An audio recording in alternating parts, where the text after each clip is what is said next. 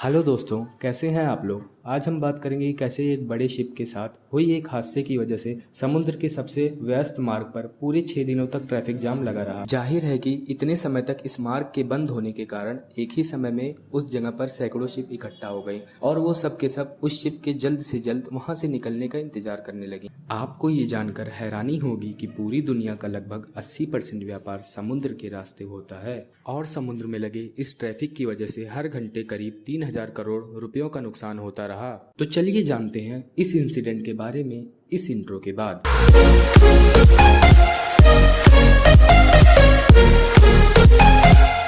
तारीख 23 मार्च 2021, सुबह का समय, स्थान स्वेज नहर।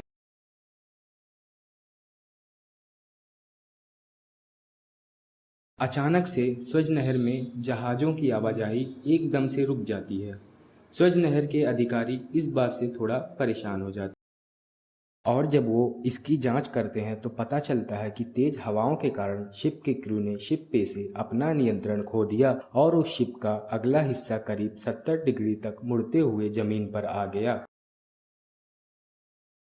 शिप इतना बड़ा था कि उसने स्वेज नहर के पूरे रास्ते को ब्लॉक कर दिया और इस वजह से स्वेज नहर एकदम अचानक से बंद हो जाता है।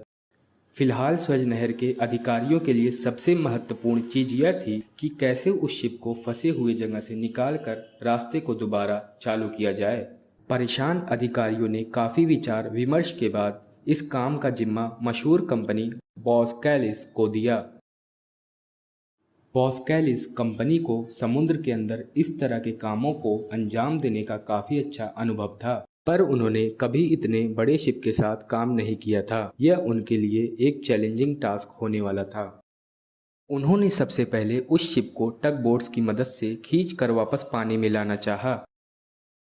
यह टग बोट साइज में भले ही छोटी होती हैं, पर ये बहुत ही पावरफुल इंजन से लैस होती हैं और एक अकेला टग बोट कई हजार वजनी शिप को आराम से खींच सकता है। जो जहाज स्वेज नहर में फंसा हुआ था उस शिप का नाम एवर गिवन था, जिसको ताइवान की एक कंपनी एवरग्रीन मरीन के द्वारा ऑपरेट किया जाता है। इस शिप की कुल लंबाई तकरीबन 400 मीटर है। अगर आसान शब्दों में समझा जाए तो इतने जगह में 4 फुटबॉल स्टेडियम बड़ी आसानी से तैयार किए जा सकते हैं और इस शिप की टोटल हाइट 12 मंजिल इमारत के बराबर है। इसके साथ ही यह शिप एक बार में करीब 2 लाख टन का भार एक जगह से दूसरे जगह तक ले जा सकता है। पूरी दुनिया में इतने बड़े फिलहाल केवल 110 शिप्स हैं। बॉस्कैलिस कंपनी ने शिप के वजन को कम करने के लिए उस शिप पर मौजूद कंटेनरों को उतारकर छोटे छोटे शिप्स में भरने लगे और इसके साथ ही कंपनी ने एक काम यह भी किया कि वो उस शिप के जमीन पर आगे हिस्सों के नीचे से मिट्टी हटानी शुरू कर दी।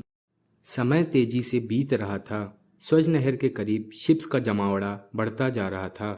अब तक यह बात पूरी दुनिया में फैल चुकी थी और सबकी निगाहें इस समय स्वेज नहर के दोबारा खुलने पर टिकी हुई थी। सब बातों ने वहां काम कर रहे लोगों पर एक तरह का दबाव बनाने का काम किया और वहां पर मौजूद लोग इस कोशिश में लग गए कि शिप को फंसे हुए जगह से निकालकर जल्द से जल्द पानी में वापस लाया जा सके। तारीख 29 मार्च 2021।